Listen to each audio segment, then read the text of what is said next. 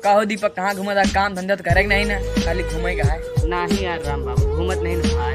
ये धान का सीजन है, ये धान काटे पीटे का है, यही के चक्कर में घूमत नहीं भाई। बारिश हो गई, भीज गए धान यार। अब किसानों के का हाल हुई तो भगवान जाए, भगवान का करती तो हमका खुद नहीं पता। पतिया सही है, पानियत बरसत है। हाँ भाई, पानी तो बरसा है, भगवान के लीला परम्पार है। जब बढ़ते तब न बढ़ते, जब लगावे के टाइम होते खून पसीने एक करके तेल डीजल मजदूरी से कई के ला के सींच के भरा खेत लगा सब तो झूरा पड़ा। जब काटे के टाइम हो तो यही हाल होता, गाँठ घाट पानी भर जाते।